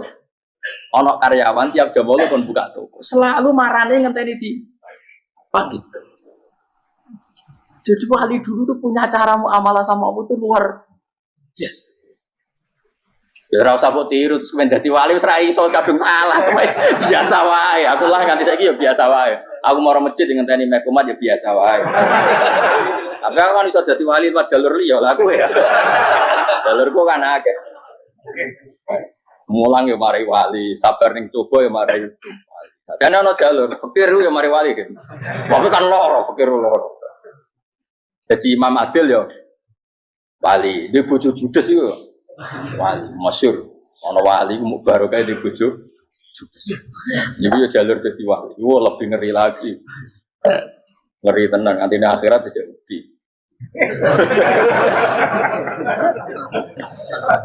Jadi anak jote wae gak. Para suami takut istri silakan baris sing wis baris sing wedok. Pak Rene lho tetep moro-moro. Wah, wedi bojo kegawangan ini akhirat bahaya, you know. Terus bahaya bojo nganti kegawan apa? Tengah. Masyhur jadi cerita-cerita wali guys. Biasa ulang lagi ya. Latih, meskipun dari kecil latih. Makanya kamu tahu kenapa Quran itu kalau ngendikan sujud kayak gitu spesial. Balillah fa'bud wa kum minas syakirin. Jadi meskipun kita di dunia umumnya orang saya makan, saya minum. Saya juga punya istri, punya keluarga. Tapi saya belum pernah melihat anak saya itu sebagai anak saya. Saya kalau melihat anak saya ini teman sujud saya, nanti yang meneruskan sujud saya. Saya tenan kulon bolak-balik ditanya istri saya dan agak-agak marah. Terus Pak, kenapa kamu hormat sama anak sampai gitu? Kalau nanti manja gimana? Kalau terlalu manja, saya bilang itu udah anak saya. Itu nanti yang meneruskan sujud saya, meneruskan rukuk saya. Saya nanti pasti mati. Dan saya butuh di bumi selalu ada yang sujud sama Allah. Dan itu yang paling dalam otoritas saya itu anak saya. Orang lain itu enggak dalam otoritas saya. Jika kita melihat anak itu ini penerus sujud saya, penerus rukuk saya. Kita enggak sudah duniawi sekali. Rumah tanah, anak tua ben di rumah. Kapitalistik. PKI lah pikirannya yang Cina yang ngono. Wong fasek-fasek ning dalan ngono kowe nggawa jalalan ngalor itu Jadi dulu itu kalau para nabi donga fahab li milladunka waliya yarisuni wa yarithu min ali Yakub, seorang turunan yang meneruskan tradisi sujud, tradisi. Sehingga ulama-ulama dulu kalau dongakno anake ya min ahli sujud wa min ahli Quran wa min ahli sunnah napa. Enggak apa-apa kowe seneng donya gak apa-apa. Ora usah tawari wis seneng dhisik. Paham dadi iki ora usah cara Gus Bak ra apa-apa. Ora usah tarani ra apa-apa wis mbok lakoni. Makanya pulau suwon sangat. Sujud itu luar biasa. Nanti kamu di akhirat, kenangan terbaik Anda di dunia adalah pernah apa? Sujud. Bayangkan kalau itu jadi orientasi Anda. Anda berpolitik, melok partai Gerindra, Golkar, PDI supaya jadi penyuara sujud tidak dilarang di Indonesia karena umat Islam mayoritas. Sampai mayoritasnya sampai pejabat rasolat rawani. Juga pejabat rasolat bakal dipilih. Itu berarti kamu berpolitik niat bikin satu pressure supaya standar orang benar adalah sing nopo. Itu ya benar. Kok yang kaya kerja biar bisa beli tanah untuk masjid. Yang orang miskin ikut menopang supaya masjid itu berdiri. Semuanya orientasinya menuju apa? Jadi tidak sujud itu harus jadi wong khusyuk sing goblok sujud terus. Tahu-tahu negara dikuasai komunis misalnya. Terus akhirnya sujud gila. Termasuk menciptakan satu suasana Islami di negara ini juga berarti menciptakan keberlangsungan sujud. Karena dengan suasana Islami berarti sujud tidak dilarang bahkan dianjur dan sebagainya. Ini penting saya katakan karena kalau tidak diingatkan Nabi itu pernah punya anak dalam. Anak dalam itu setelah mau boyong toro santri itu ditanya, kamu minta apa sama saya? Ya Rasulullah kasih waktu 1-2 hari mau saya pikir. Karena yang menanyakan orang yang sayyidul awalin wal akhirin setelah sekian 2 hari, minta apa kamu? Jalur aneh gak tanggung-tanggung. As'aluka murafaqataka fil jannah. Saya minta jadi temanmu di surga. Oh Nabi kaget tuh. Kok kalian diwarai wong? Boten terjemah. Kok Nabi diwarai wong enggak ada ya. Terus kenapa kamu minta itu? Kata tadi, kalau saya minta dunia itu nanti zailah. Dunia itu pasti hilang, faniyah pasti hilang. Maka yang abadi adalah saya jadi temanmu di surga. Tapi apa kata Rasulullah Jabe? Fa'inni ala nafsika bikasrotis sujud. Ya sudah kamu bantu saya, kamu memperbanyak sujud. Kayak apa? Tapi pun mintanya fa'inni ala nafsika bikasrotis sujud. Saya bantu untuk menolong diri kamu, kamu memperbanyak apa? Makanya di pertama surat turun itu ada wasjud. Kamu bersujud dan kemudian mendekatlah kepada. Tapi sekarang enggak. Karena kita kena hijab duniawi, mitra penting, semuanya penting. Dan semuanya penting itu makna di hati kamu adalah hadun. Bahkan idola no kiai perkara hadun nafsu, enak jadi kiai gede. Wah, teko ditolak al-badru. Wale napu pidato MC ini muni Saiful Fadilah wal Karomah, bos ini MC. Baru disangoni dihormat. Tekan muji ulama we dari segi dun. Ya, baru bisa wayo akeh macam-macam. Utak nek saya itu kan muji ulama wis dari segi. Makanya saya ini termasuk ulama. Kalau kan saya ngebes biasa. Kalau jarang kerso di panggungnya seneng dulu. Supaya semua ulama udah dipandang secara apa? Dunia. Saya sampai sekarang ngedus anak kula biasa. Teng pasar gitu biasa. Kalau marung teng pasar mangan gitu biasa. Nak seneng kula ben atas nama wong alim karena apa? Kalau kita terlalu menikmati dunia, lama-lama orang seneng ulama juga dari sisi dunia. Keren tadi kiai teko disualami dicucupi munggah. Ya enggak apa-apa itu enggak dosa sebenarnya, tapi takut saya utek elek-elek ini ngejolakno perkara duniawi, show-nya itu lho, Pak. Jadi wong ini tak pikir teko ngaji bar wis warmu paham karemu ora karep. Mulan ngarep ora ngaji karemu. Mesti rugi kowe ya, aku tenang ae aku. Ben orang itu latihan ikhlas, napa? Latihan. Lho kadang gitu protes mbek tiyang dia. Gus, jenengan sekali-kali nak tidak tak derekno kok umum. Aku itu tidak mengharamkan itu, menaik kalau dereng tua. Dereng haji malah turun, topa menek. Jalan era roh, dereng kiai malah ngel-ngel topa.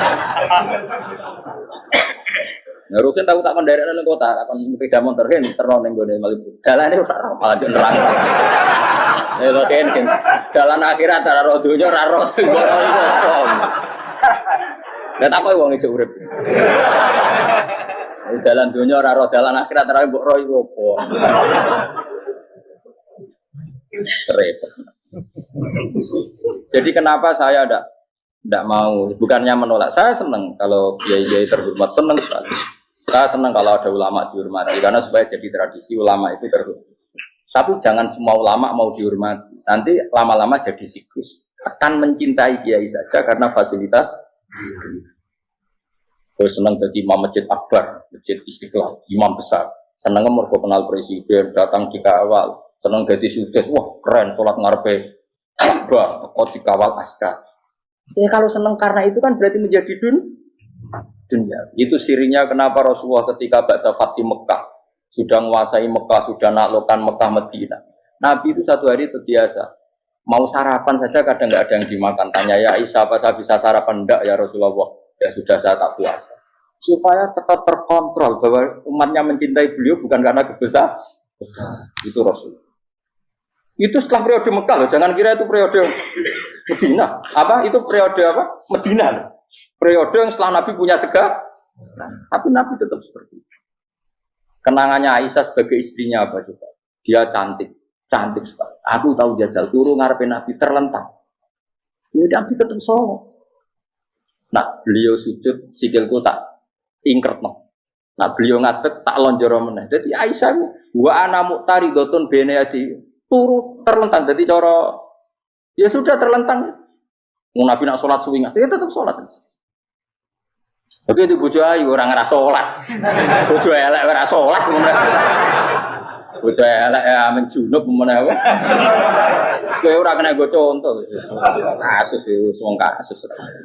Kowe di bojo ayu prawan turu karepku siksa salat ora bos misale lho. Pomene wong jegoten wae tambah over. Mustofa lho kalau ora ngenyek jegoten liyane ora usah bersibuk. Mergo nang ngenyek wong akeh dosa, nang ngenyek wong sitok. Misale dosa tak hitung mau ke sore. Aku ngenyek dosa sitok, mulang ganjarane 10. Cek susu piro? Sarplus orang dagang aja. Coba di. Iku enak adene ra ikhlas. Ra ikhlas aku yo ra ikhlas ilmuku, malah lara. Malah rokok ping 13 sebenarnya. Makanya ini dipikir, saya ulang lagi, harus dipikir secara matang-matang bahwa kita tidak boleh terlena oleh kehidupan menjadi bodoh kan. Anda minum teh, kemudian anak Anda jatuh di pinggir Anda. Nah, sekarang menyangkut mukjizat. Ini masih tentang ayat ini. Nanti sampean tahu logikanya. Tak bedain, tidak jawab satu-satu aja. Karena iman sarannya harus tahu. Fa'lam itu tak tahu. Fa'lam annahu la ilaha. Ketika sekarang telur, saya memberitahu misalnya, Ben, telur ini sudah dipitik, cara kowe mungkin tahu. Ayo jawab satu-satu. Mungkin kan? Tapi pertanyaannya, saat telur menjadi pitik kemudian mungkin, dan ayam ini bisa terbang, bisa selingkuh, bisa punya anak turun, itu menjadi mungkin itu kan kamu pun tidak ikut menciptakan. Ikut nggak kamu menciptakan telur menjadi ayam? Tidak kan? Kan di luar kudroh kamu, di luar kemampuan kamu. Tapi kamu bilang itu mungkin. Ada onta yang buting, yang sudah hamil sudah. Kamu bilang nanti onta ini mau punya anak, dan anaknya nanti bisa jalan seperti induknya. Kamu katakan apa? Mungkin. Tapi saat Anda katakan mungkin, Anda ikut menciptakan enggak? Enggak kan? Tetap itu kudrohnya Allah. Tetap itu. Maka para nabi itu tidak tahu bedanya antara unta yang keluar dari indukannya dan keluar dari batu. Itu syaratnya jadi nabi, syaratnya jadi wali. Nah, saya kira orang nabi. Makanya Nabi Soleh ditakoki, bukti nak kudrohe pangeran ubi. Lah kamu minta apa? Kata Nabi Soleh. Silahkan ada unta keluar dari batu itu. Nabi Soleh bisa. Dia tenan terus unta keluar dari batu. Terus kaumnya gawok. Wah kok hebat tenan unta metu kok batu. Jadi Nabi Soleh, ya padha karo unta lahir kok indukane. Bedane apa? Yo beda. Lah bedane apa? Metu kok watu kok ora melok gawe. Metu kok indukane ya kowe ora melok gawe. Bedane apa? Tapi utakmu kena hijab, ketemu niku ana bedane. Cara nabi-nabi ora roh bedane. Lah kula termasuk warasatul anbiya ya ora roh bedane cara. Waras utek kula niku waras. Lho lha yo misale kowe cara iman seperti itu yakin dadi wali. Wes sama amatir-amatir lah, wali swasta lah. Pokoknya sudah siap. Jadi manusia itu lucu, sesuatu yang dia pun tidak bisa. Iku sok bedakno. Kalau telur menjadi ayam mungkin. Sapi keluar dari indukan mungkin. Biji padi menjadi padi besar mungkin. Tapi nak watu kok jadi biji padi mukhal. Loh saat yang dikatakan mungkin-mungkin itu apakah manusia ikut memberi? Tidak kan? Ikut menciptakan?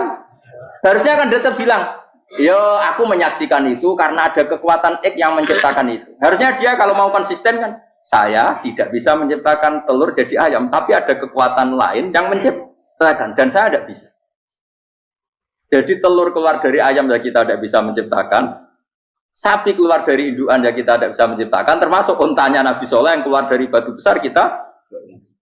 Makanya semua Nabi itu tidak tahu bedanya. Itu bedanya Nabi sama enggak Nabi. Makanya Nabi itu tenang ya, masyhur. Ketika perang Khandaq, Nabi itu kelaparan. Kemudian Jabir datang, ya Rasulullah, istri saya menyiapkan makanan untuk orang 6 karena kambingnya hanya kecil. Maka hanya orang 6 saja engkau boleh datang ke sini. Tapi Rasulullah dengan santainya, ya ahlal Khandaq. Padahal yang ngeduk Khandaq itu sekitar 3.000, ya ahlal Khandaq. Halumu ilayya, ayo ke Jabir, karena Jabir sona atau aman, bikin makanan untuk kalian. Itu 3.000 orang. Wah, Jabir dimaki-maki sama, sudah bilang untuk orang 6 Nabi, ya apa-apaan orang banyak, itu mesti tidak cukup, kita mana. Nabi santai, bilang ke istri kamu, Jabir jangan buka makanan itu kecuali ya, pakai Nabi matur untuk mengira, Gusti ini cukupkan untuk orang banyak. Sama Allah di ACC ya terus cukup. Karena bagi Nabi tahu betul. Sekarang ketika beras menjadi beras, apa dalam kudrah kamu, dalam kemampuan kamu, enggak kan? Ketika sistem tubuh kita makan kemudian jadi kenyang, apa dalam kemampuan kamu? Kue muni mangan maknane sego bolebokno mulut, terus kue darani punya kemampuan makan. Apa setelah itu kamu mengendalikan sistem saraf kita, sistem urat kita? Enggak kan? Jadi Nabi ora roh bedane, justru itu jadi Nabi. Karena dia enggak pernah terjebak, Nabi enggak pernah terjebak oleh yang dili. Makanya cara pangeran wa ma min dabatin fil ardi wala ta'iri yatiru bi janahihi illa umamun amsalukum. Ketika orang kafir minta bukti kudrohe Allah iku apa? Kayaknya Nabi didono manuk. Lah manuk terbang bukti kudrohe Allah. Ya biasa mat manuk terbang, wis suwe nak manuk terbang. Bukti kudrohe ning ndi? Iku tekek wis semper. Lha bukti kudrohe ya kowe ora iso gawe kan? Tapi maksudnya wong kafir bukti kudrohe pangeran ku gawe unta kok watu. Lah bedane apa? Mau hale unta kok watu ambek kok indukane? Bedane apa jajan? Wong ibuke unta ya ngrasa gawe. Apa ibuke unta bisa menciptakan anakan unta? Kan enggak bisa juga. Manusia juga ada. Jadi itu wis cukup dadi kudrohe. Tapi manusia angger barang sering terjadi darani mungkin. Maknane mungkin dekne sing nentukan mungkin atau tidak. Padahal zaman mungkin pun dia ada ikut menciptakan ini lagi. Makanya itu kenapa Allah akhirnya bikin mukjizat supaya orang itu ingat kedahsyatan kudrohe Allah. Sebetulnya mukjizat itu tidak penting. Maksudnya tidak penting tadi untuk iman sebetulnya tidak perlu mukjizat. Makanya ketika Rasulullah SAW ingin nuruti mukjizat yang diminta orang kafir, Allah malah ngelingno inna fi khalqis samawati wal ardi wakhtilafil laili wan nar. Sajane ana langit, bumi, ada lautan, ada apa sudah bukti kudrohe. Nah sekarang mukjizat kok ngenteni unta keluar dari apa tadi? Batu, ngenteni Nabi Soleh. Lautan merah di sebelah tongkatnya Nabi Musa terus terbelah. Itu dari mukjizat. Kalau itu maknanya mukjizat karena manusia tidak mampu. Apa manusia mampu bikin lautan? Kan tidak mampu juga. Kenapa itu tidak dikatakan mukjizat? Lagi-lagi karena wis kena mataul burung. Paham jelas ya? Makanya kata Allah, saiki wong ora percaya hari kebangkitan. Alasannya masa manusia jadi tanah menjadi manusia? Memangnya manusia yang sekarang hidup itu dari apa coba? Sengke nado melok pilek, pilpres, melok dukung mendukung itu memangnya dari apa coba? Dari tanah kan? Mestinya hari kebangkitan sejati ya sekarang ini orang-orang dari tanah sekarang berkeliaran ini ono sego dalalan maklum idul maknani. Iku yo kok lemah. Kemudian setelah jadi tanah, mati, orang engkar. Wah ini nggak mungkin jadi manusia lagi. Padahal zaman sekarang jadi manusia itu karena kudrohnya manusia apa? Karena Allah. Karena Allah. Dan manusia sekarang dari tanah apa enggak? Dari tanah. Harusnya ya berpikir seperti itu. Kalau kudrohnya Allah bisa menjadikan manusia sebanyak ini dari tanah, tentu Allah tetap mampu nanti setelah jadi tanah menjadi manusia. Itu malah kula nu wedi urip nggih wedi tenan. Karena tadi dari hidup menjadi tidak tahu. Annasamun wa idza matu tidak tahu. Kita semua hanya tidur setelah mati baru karena baru tersadar. Makanya analogi itu penting, kias itu penting. Biasa beri contoh berkali-kali sama menyontohkan. Sampean tak warai hujah ulama. Nanti pasti sampean taslim itu pasti nyerah. Kalau kamu disebut jeleknya oleh orang lain, kamu mangkel gak? Mangkel kan? Itu Imam Ghazali gini, kamu tak kasih resep supaya kalau ada orang ingatkan kejelekan kamu itu tidak mangkel. Apa itu resepnya? Misalnya gini, di baju saya ini, inna fi thawbika akroban wa hayatan. Di baju kamu itu ada kalajengking yang berbisa atau ada ular yang berbisa. Ada orang ingatkan itu. Kamu terima kasih apa enggak?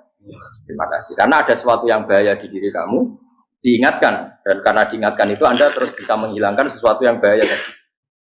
Sekarang kamu punya sifat hasud, sifat dengki, sifat riya, sifat-sifat yang buruk. Itu sesuatu yang mencelakakan kamu di akhirat. Kemudian ada orang mengingatkan itu, harusnya kan kamu matur nuwun karena sifat yang buruk kamu diingatkan, kemudian kamu berusaha Wong diingatkan ada kala jengking yang hanya madorot di badan kamu saja kamu terima kasih. Ini diingatkan ada hasud dengki yang madorotnya dunia akhir, kamu tidak terima kasih. Jadi itu ulama dulu. Jadi kalau bikin hujah itu gampang sekali.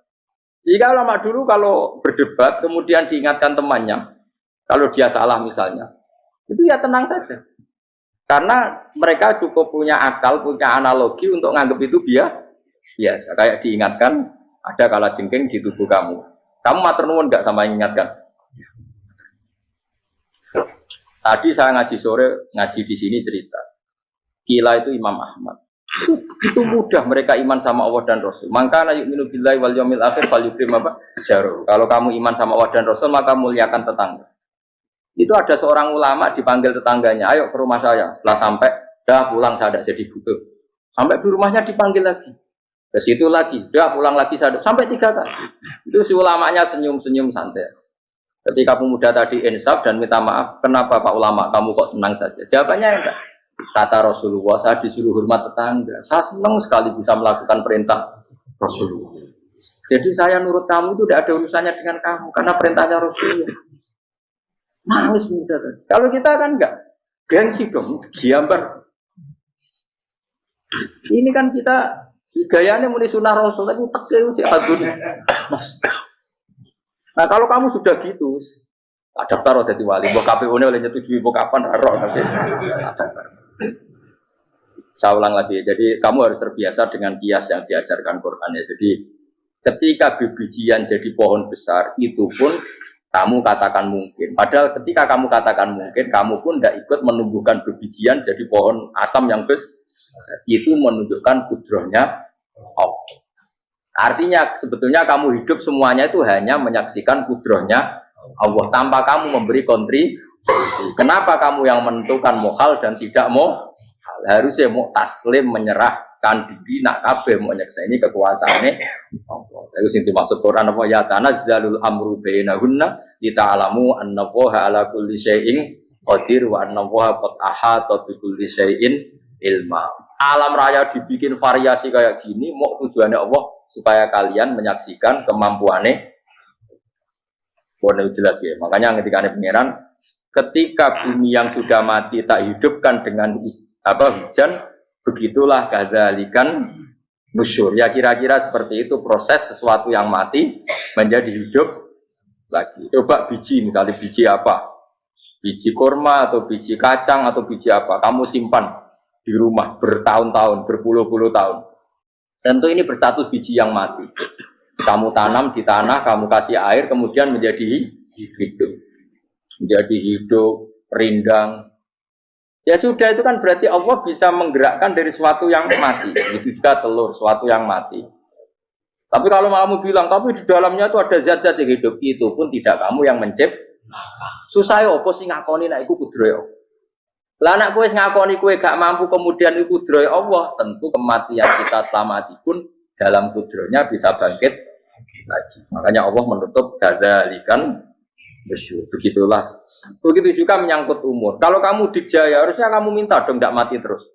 Nyatanya kamu mati. Makanya Allah pernah duga, "Falola in kuntum ghairu madinin tarji'unaha in kuntum shodiqin." Kalau kamu merasa dijaya sebagai manusia, coba ketika nyawa kamu di kerongkongan, kembalikan lagi ke tubuh kamu. Nyatanya tidak bisa. Ternyata kita hanya objek. Umur panjang ya karena dikasih Allah, umur pendek ya karena dikasih Allah. Dengan terlatih begini maka kita mudah sujud sama Allah Subhanahu. Itu harus dilatih terus sebagai seorang mukmin.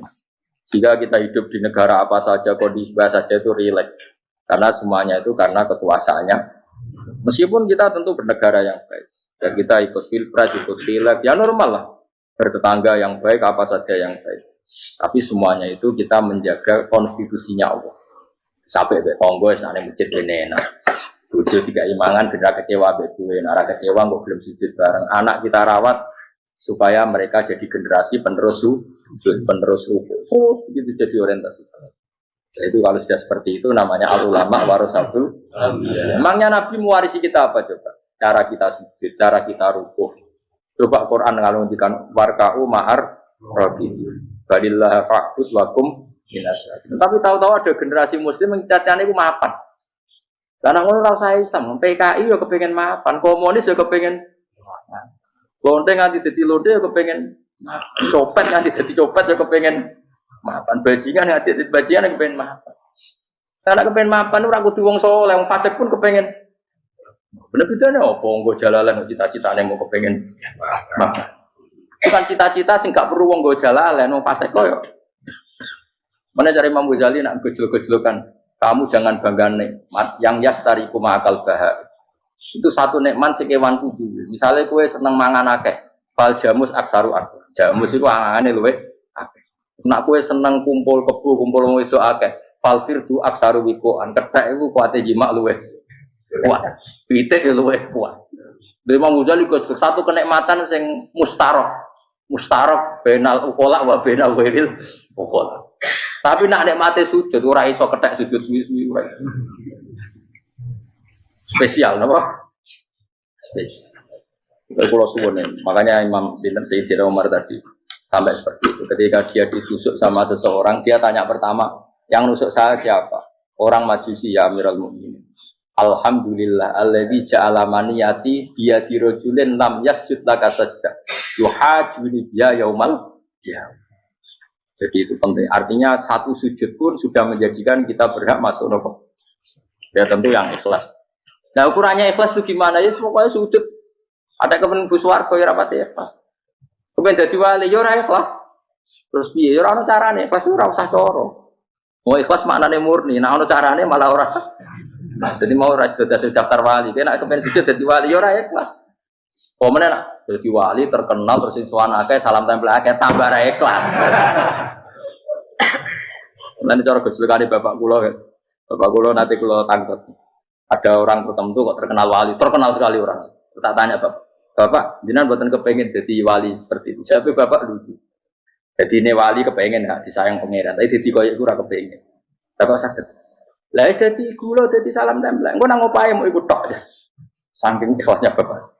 Sekarang seseorang jadi terkenal, kadang kan terus dikonversi orang sowan ngasih. Dari Bapak. Lah nek dadine donya ngono tok ora kepengin. Dina duwe akeh. Tapi nek dadine wali mergo disayang pangeran aku kepengin. Tapi nek terusane mulya niku gak kepengin.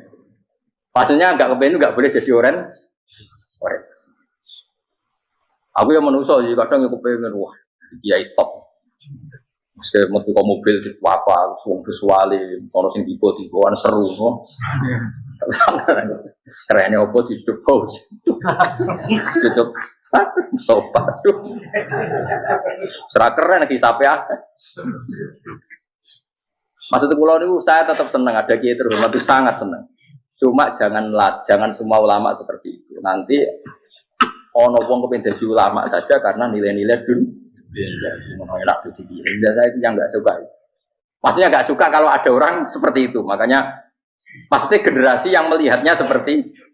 Tapi kira usah gede. Misalnya ulama kayak pulau kafe terus gak keren. Terus akhirnya orang ngomong kepengen jadi ulama. Berkode jadi ulama itu mau kancane rutin. Bagus banget mau kancane rutin. Untuk apa? Itu terus orang generasi ulama itu salah no pangeran. Karena sing mulya ge monggo, sing kayak pulau ge monggo. Biasa mawon, boten dunya. Cara oleh sing kowe mau, kowe dadi wali ora jelas, alamatnya ora jelas, kriteriane napa? Ora jelas. Tapi ora jelas iki barokah. Barokah ora jelas itu dadi ikhlas. Nggih, ora jelas itu napa? Jadi kula suwun ya. Pokoke kula suwun sangat. Apa yang kita lihat itu seringnya menjadi kita bodoh tadi. Kita melihat teh karena fokus menjadi menterlantarkan apa? Anak-anak sampai jauh. Sama kita melihat dunia ini berlebihan sampai nggak ngerti pentingnya akhirat itu al-kumut takatsur. Kamu disibukkan memperbanyak urusan dunia dan sibuk kami itu hatta zurtumul maqabir sampai go matek gampang ini terjemahan bebas sih. Mak pengiran nabian kita sano halus sampai kue tekoni kuburan terus kala saufakala. Tapi kamu nanti tahu apa yang penting zaman kamu di dunia. Setelah kamu tahu ternyata kenangan terbaik di dunia adalah saat kita sujud, saat kita munajat, saat kita ngekei yatim piatu, saat kita mulang, saat kita berbuat baik. Tapi nak ngertimu itu terlambat setelah di akhirat, pas dia ngerti latarawunnal jahim, pas wae mlebu. Makanya harus ngerti dari sekarang. Lalu Allah sering ngendikan ilamu annamal hayatud dunya lah itu dimengertikan sekarang. Karena kalau ngertinya sekarang, insya Allah tidak terlambat. Tapi kalau ngertinya nanti, pas ngerti, pas latarawunnal jahim, pas ngerti, pas wae mlebu. Itu yang kita ada ini. Buat terus no. Wama yastawilan ora padha pal baroni apa segoro. Manane dua mata air atau dua air, dua kelompok air, dua bahran ora kudu segoro, pokoknya dua jenis napa? Air. Cara bahasa Arab disebut napa? Bahr. Hada utawi iki ku adbun. Iku banget napa? Adbun itu banget tawar itu. Nah cara mriki napa itu? Tawar ya. Furatun kang banget manise atau banget enake. Syadidul udubah, terus banget manise. Air yang murni yang mineral itu kan ada manis-manisnya memang. Jadi wong Arab nak darani ya memang agak apa? Manis. Saehu tero ingkang glender apa sarubu ngombe iki lama, syurbu. Diombe ya enak glender. Tapi wahada utawi jenis air sing liya iku milkhonikus asin ujatun banget asine. Syadidul maluhah, muluhah itu banget apa? Asin. Diombe ra enak wasin terus ning tenggorokan wis ra enak. Ya begitu juga otak manusia, ono sing cara berpikir itu enak terus nyaman. Ada yang cara berpikir wis bolet no? Bolet. Ngomong wis profesor, wis doktor, wis kecelok kiai mubalik. Uang itu penting, jujur. Lah uang penting anggar wong kaya roh. Cah cilik nganti nangis njaluk dhuwit mergo ngerti nak dhuwit iku penting. Aneh-aneh. Copet nganti nyopet mergo yo ngerti nak dhuwit iku. Profesor wis ngomong dhuwit iku penting padha bar ora profesor rodol. Aneh-aneh. Lu terlalu itu, lu jegeman. Cuman pas menurut dhuwit iku penting rono. Biasa wae. Mun amal tabur mboten penting, penting banget sampe tahu. Pasti ngomong ngono biasa wae. Yo ya pancen tenan dhuwit penting biasa ora usah bawa ngomong. Wis ora agar wong sembrono. Maksud kula latih lah ngomong yang penting fid dunya wal akhirah. Ngomong sesuatu yang manfaat kita fid dunya napa? Wal akhirah. Ya misalnya wau sujud, taat, nglakoni kebaikan. Lan kula pernah ditanya, Gus menurut kacamata agama kalau seperti jenengan suka Papua bagian dari Indonesia alasannya apa? Ya karena Papua itu ardu wa buminya Allah. Jika kalau bagian dari Indonesia kalau kita sujud di sana gampang, masuk ke sana tanpa imigrasi dan kita suka di sana bebas bagian dari Indonesia bisa sujud bisa ya. Kalau saya ditanya boleh gak Gus mahasiswa kita sekolah di Jerman? Menurut saya boleh, baik saja. Jerman juga buminya Allah. Kalau ada orang muslim di sana semua buminya Allah biar ada yang sujud. Ya sudah gitu. Jadi kita sebagai kiai ngomong, enggak usah kiai malah ngomong biar maju, kamu maju nguasai itu sih ngomong ben menteri. Kiai ora usah ngomong ngono, Pak. Nah kadang kiai ini malah ngomong ngono. Kok jadi menteri ora usah jadi kiai. Mana aneh. Biar menguasai perdagangan internasional ya kok jadi menteri keuangan ora usah jadi. Nah nabi ulama itu harus satu lambiak nabi nak dulu dunia ngono tok. Al bilad biladu wal ibad ibadu. Fa nama asabta khairan fa akib. Biasanya negara kabeh pangeran, kabeh bumi pangeran. Kowe ning dhewe anggere iso nglakoni apik ya lakon. Iku nabi. Ulama warasatul ulama kok melok ngomong penting kita ada yang di Cina di Jerman supaya punya komunitas internasional. Iku sing ngomong ben menteri luar negeri, ora usah melok ngomong. Nah, ngomong ngono tak ya agak jadi kiai dadi menteri. Mana anak. Jadi kiai ben ngomong ala apa? Ya. Jadi gak masalah kalau boleh apa al bilad bila dua kal ibad batu wafae nama asab takhiran faatim kabeh bumi wa pangeran kabeh kawula ya kawulane pangeran di mana saja Anda mendapat keberkahan bumi itu ya kamu silahkan tempat di situ. Ya tentu keberkahan menurut Allah adalah kita bisa sujud, bisa melakukan ibadah, bisa melakukan syiar nama Islam. Ya sudah, faatim kata Nabi ya, enggak apa-apa kamu apa di situ. Makanya dulu Azerbaijan itu kan ya negara non-Muslim, Uzbek ya banyak. Tapi era Umar sudah banyak sahabat yang di sini. Sampai klimaknya akhirnya lahir seorang ulama besar namanya Imam Bukhari itu lahir di mana? Uzbek. Dulu ikut wilayah mana? Uni Soviet. Ya kan banyak ceknya itu dulu di dunia ulama-ulama. Ketika dikooptasi Uni Soviet sampai 100 tahun, benih-benih keulamaan, hujah-hujah keulamaan masih tersisa. Sehingga ketika Uni Soviet pecah, mereka langsung menjadi negara apa? Islam. Karena keislamannya tertanam di hati. Sibghatullah wa man ahsanu minallahi sibghah. Jadi akidah kalau sudah mantap kayak gitu dikooptasi Uni Soviet tetap menjadi Islam. Akhirnya Ceknya, Uzbek tetap jadi negara Islam. Makanya saya pesan didik anak itu pakai sibghah. Pakai apa?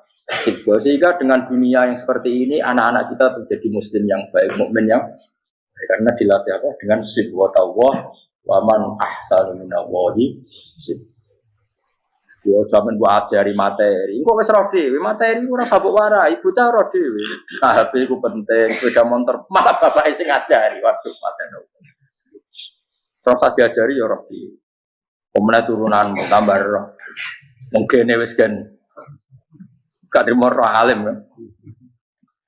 Wa min kullin lan sange saben-saben suci min guma saking maa ini to bakhreni tak kulo namangan sira kabeh. Lahman ing daging torian kang sedih. Wa te lahmu tori sama kiwa. Jadi Allah sebagai Tuhan pun ngelek nona manusia butuh makan, butuh perhiasan ya dikasih sama Allah. Tapi semuanya tujuannya agar bisa ibadah ning Allah Subhanahu wa taala. Wa tastajruna lan ngetono sira kabeh minal milki saking sing asin. Wakila lan didhawuhna minggu ma saking sing asin lan ora sing asin. Ai minal adbil furat lan minal milhi. Allah ngetono khiliatan ing perhiasan. Allah juga membolehkan talbasuna kang nganggo sira kabeh ing khilyah. Ya ta'al khilyah wa alulu misalnya mutiara wal marjanu lan batu mulia marjan. Jadi Allah sebagai Tuhan yang membolehkan kita pakai perhiasan. Ya tentu sesuai syariat Islam, kalau lelaki enggak boleh pakai apa? Akhirnya nganggo hakik marjan. Kayak dukun. Kok wedi-gedi ngene ya beda akeh. Ya duwe ora apa-apa. Amun ana sing percaya dadi dukun sing seru. Wa taro lan ningali sira tubsiru tegese ningali sira alfulka ing prawa ai sufuna tegese pro-pro fi ing dalam saben-saben suci. Fi kullin ing dalam saben-saben suci min huma saking fakhrain. Kowe ningali prau mawa sira khali iso sing membelah lautan. Tamkhurul ma tegese iso membelah apa sufun alma ing banyu. Tasukkuhu tegese membelah apa sufun hu ing ma bijariya. Kelawan mlakune sufun fi ing dalem mak mubilatan khali menghadap wa mudbiratan khali membelakang. Diri khen kelan angin wahidatin yang siji. Saking kudroy Allah. Masih saya pakai mesin, prakteknya juga melibatkan udara, melibatkan oksigen. Mesin tanpa oksigen ya iso urip. Semuanya itu pakai rig, pakai kekuatan apa? Misalnya mesinnya canggih lah, terus sirkulasi anginnya rusak ya rusak. Tetap Allah kabeh sing akeh. Ditap tahu supaya golek sira kabeh tetep butuh golek sira kabeh. Min fadli sange anugerah Allah. Kue golek misalnya bitijaroti klan ngelakoni perdagangan. Dibikin perahu kapal lintas negara supaya perdagangan menjadi lancar. Tapi nomor siji mungkin wala allakum tashkurun. Setelah semua itu lancar wala allakum lan menono sira kabeh iku tashkurun iso dadi syukur sira kabeh. Nyukuri Allah ing Allah la dalika ing atase mongkon-mongkon nikmat. Yuli jung lebono sapa wa ta'ala khiru sing lebono sapa wa la ing bumi finaring dalem rino. Kadang jatah malam sebagian kecil dikasihkan rino, berarti rinane menjadi lebih panjang. Faizi itu mau tambah apa nah? Wa yulicu lan lebono sapa taala annahara ing rino, yusuru sing lebono sapa wa ing nahar filaili ing dalem bengi. Faizi itu mau tambah apa le? Wasakhara lan ngatur sapa wa taala asyamsa ing srengenge wal qamara lan rembulan. Ya sama, misalnya gini. Kanjeng Nabi nak ana gerhana, itu saking takutnya itu salat gerhana. Ketika ditanya kenapa engkau begitu takut ya Rasulullah, karena matahari ini bisa diatur gak sesuai rutinnya. Nah, aku kan gak saking kesuaiannya dablek. Agar seringnya nggak esok aku wetan, engkau sore aneh. Memangnya rutinitas ini yang ngatur Anda. Saya ulang lagi ya, matahari kalau pagi dari mana? Timur, kalau sore ke barat. Rutinitas ini kan tidak kamu yang ngatur. Harusnya kamu takut dong dengan kemungkinan matahari wis ngambek. Sehingga wong mukmin iku mestine ora tenang iso wae wong ora melok ngatur kok pede. Kaya hidup itu baik-baik. Jajaning bumi ya tenang ae kok baik. Wong ora melok ngatur tenange bumi kok kowe tenang-tenang. Kowe ora melok ngatur. Ibarat kowe numpak mobil ora melok nyupir terus kowe amen turu wae. Ketik-ketik wabrakno. Nah kita ini kan gak melok ngatur bumi, harusnya ada ketakutan. Makanya Allah sering gojlok kawulane kabeh aamintum man fis sama ayyakhsifa bikumul ardo fa idza hiya tamu